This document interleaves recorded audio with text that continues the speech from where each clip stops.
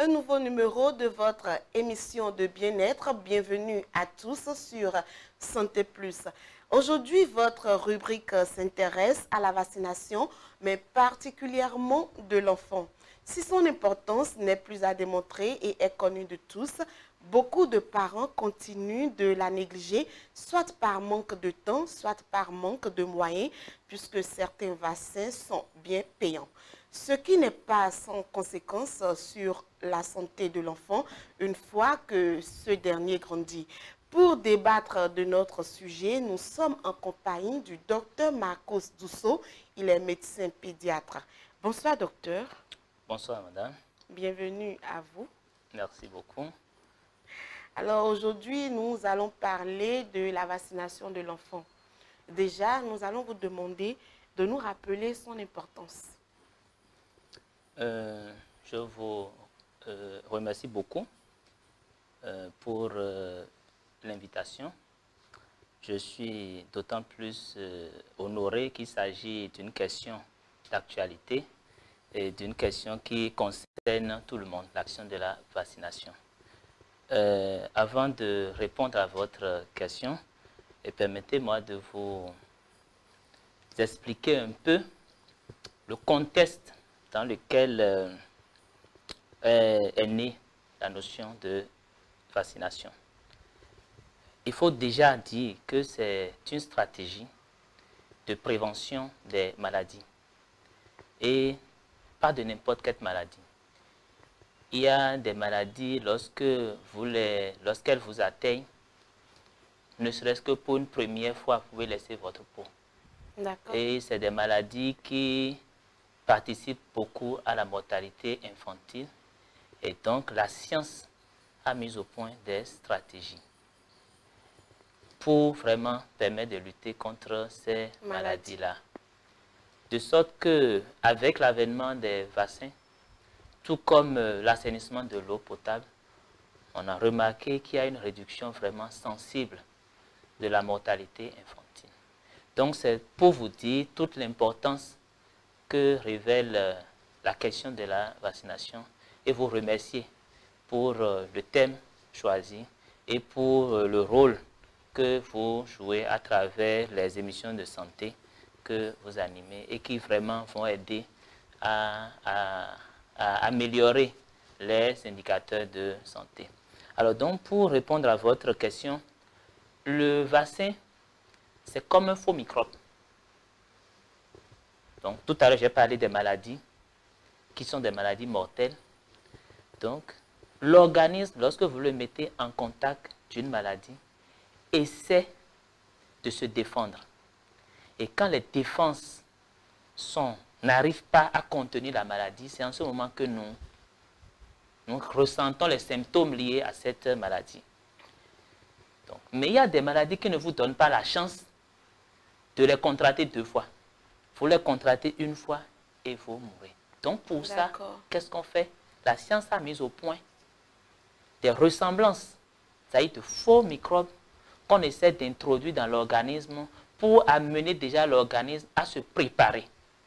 Pour que lors d'une prochaine exposition, l'organisme même déjà soit doté de la capacité de contenir l'infection afin que la vie continue. Donc, pour me résumer, c'est une stratégie de prévention qui est basée sur l'introduction dans l'organisme d'un faux microbe pour amener l'organisme à acquérir la capacité à se défendre pour éviter les cas de décès.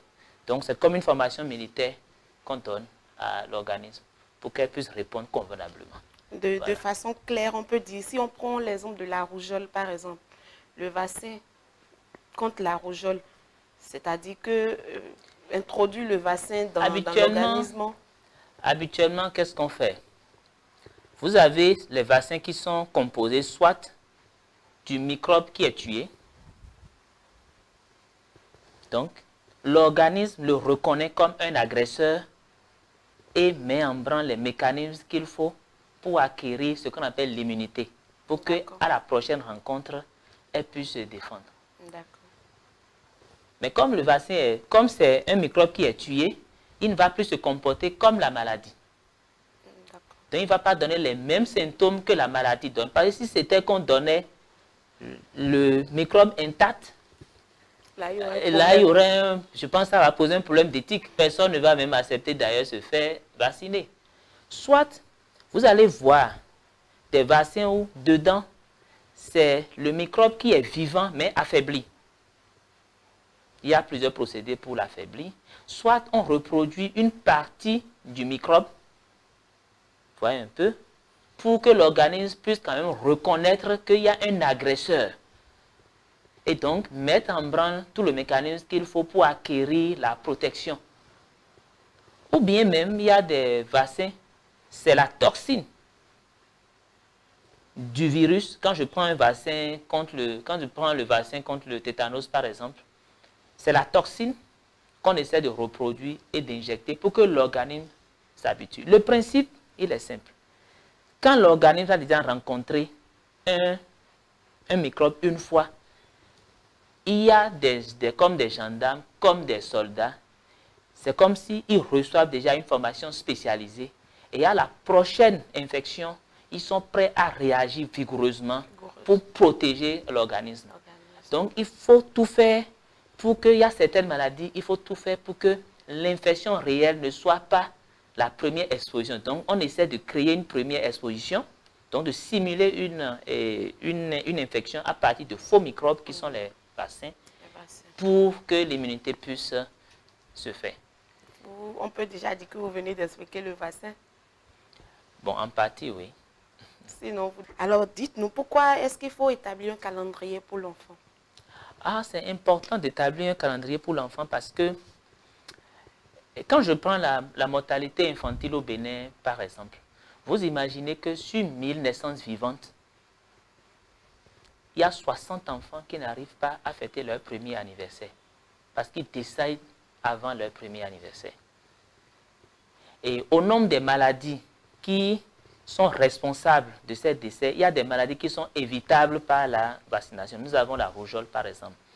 De sorte que tous les pays du monde, dans leur politique de prévention, il y a toujours un volet qui est axé sur la vaccination. Et souvent, ces vaccinations, quand nous prenons l'exemple du Bénin, c'est des vaccins qui sont subventionnés de 0 à 9 mois. Oui, parce que c'est très important. Sans la prévention de ces maladies, on risque d'enregistrer beaucoup de décès. Vous voyez? Donc, je peux vous citer les maladies qui sont dans le programme élargi de la vaccination du Bénin, par exemple. Quand vous voyez une maladie comme la poliomyélite, heureusement, aujourd'hui, grâce à la vaccination, on ne l'observe plus beaucoup.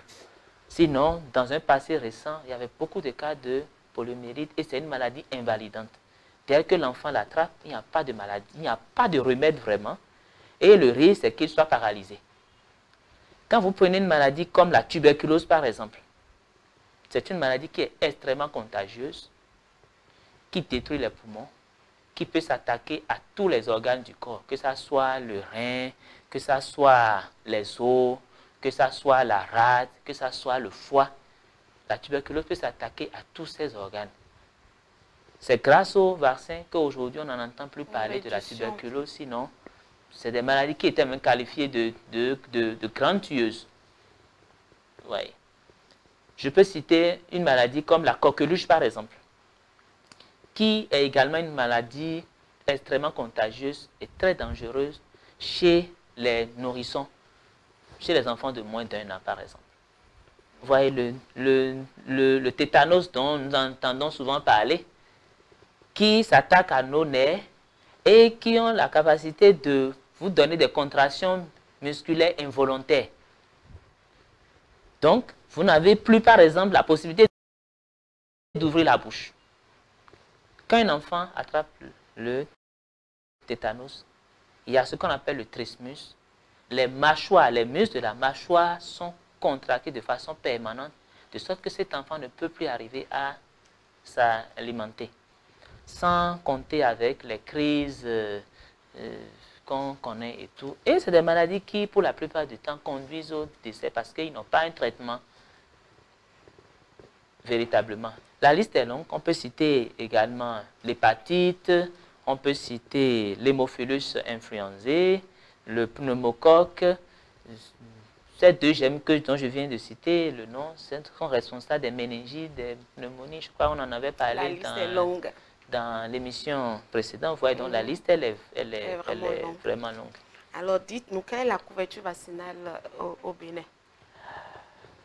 La couverture vaccinale au Bénin, d'après les enquêtes en 2017-2018, était de 57%.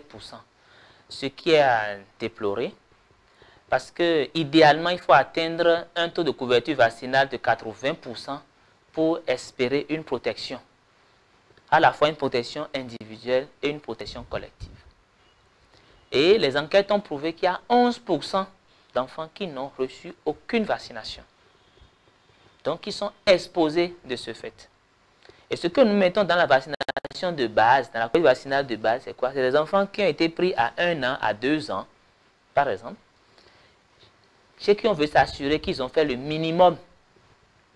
Le minimum, c'est la poliomyélite, c'est la diphtérie, c'est le tétanos, c'est le vaccin contre coqueluche, contre la rougeole.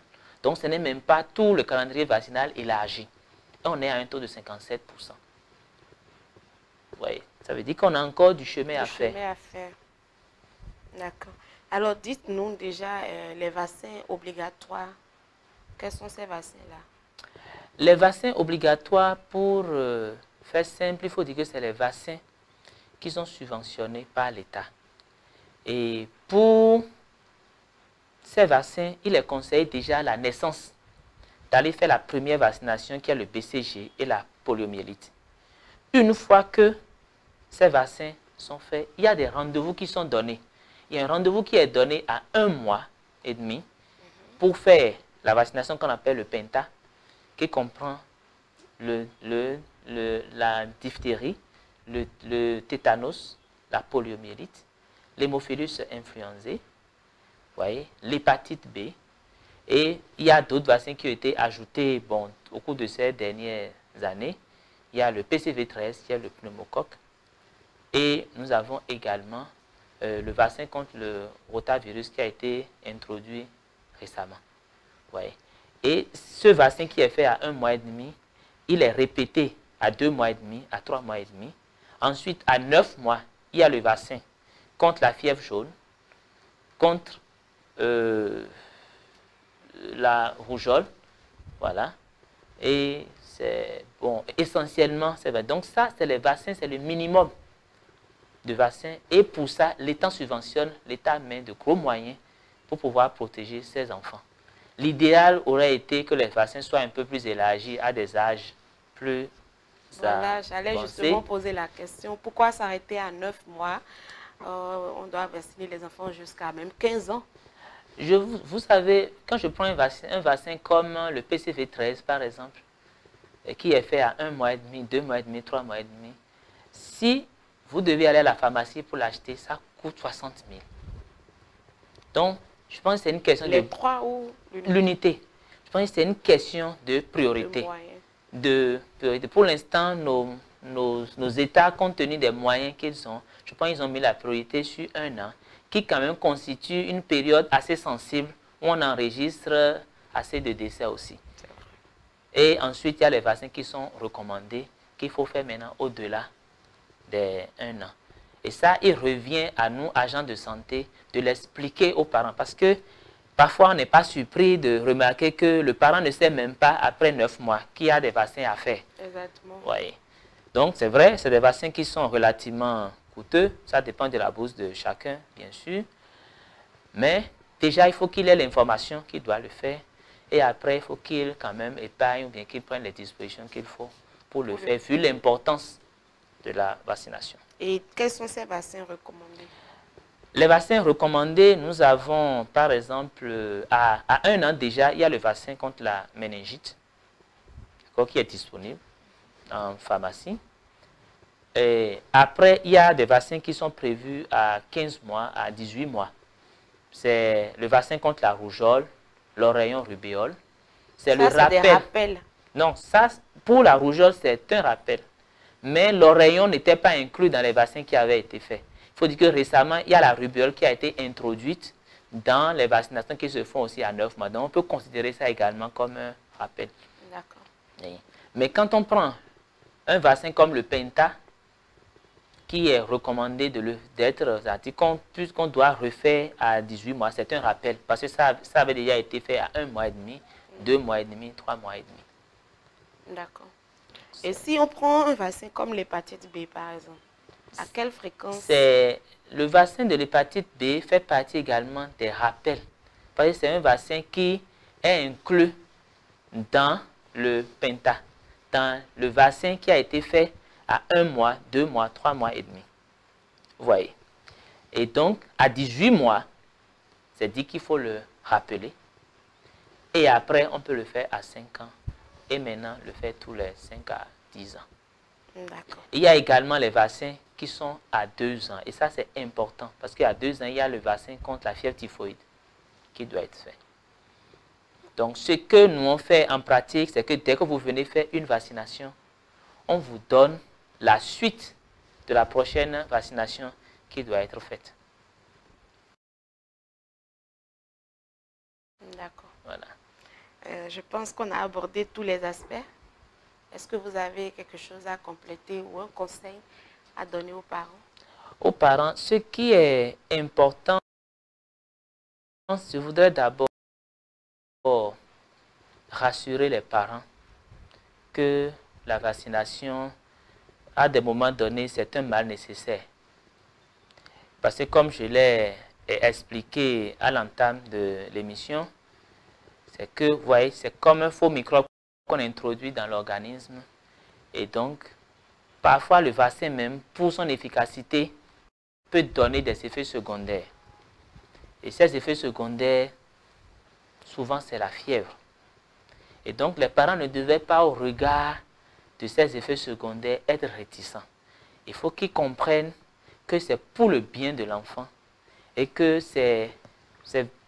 surtout les maladies pour lesquelles les vaccins existent sont des maladies vraiment à ne pas négliger.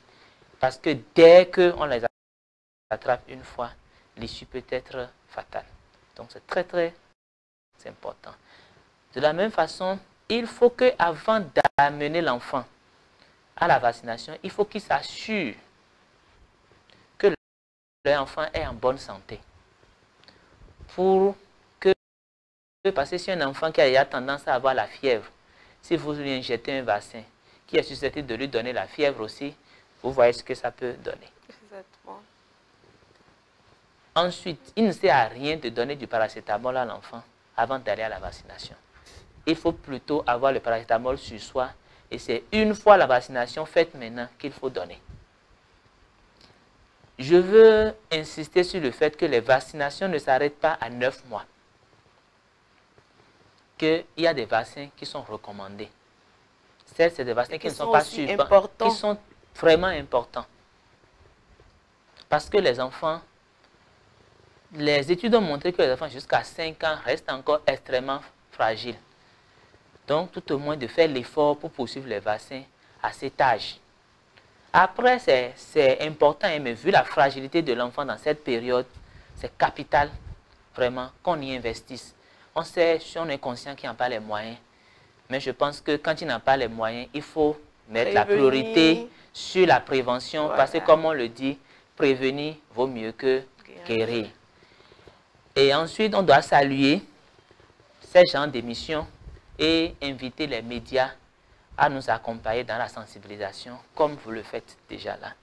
Et surtout, pour voir les médias qui communiquent beaucoup plus dans les langues nationales, parce que l'expérience a montré que chez les analphabètes, par exemple, les gens moins instruits, que la couverture vaccinale est encore plus faible. Parce que quelqu'un qui est instruit n'a pas forcément besoin d'attendre de ces genres d'émissions pour se documenter. Il peut aller à la recherche de l'information par d'autres canaux.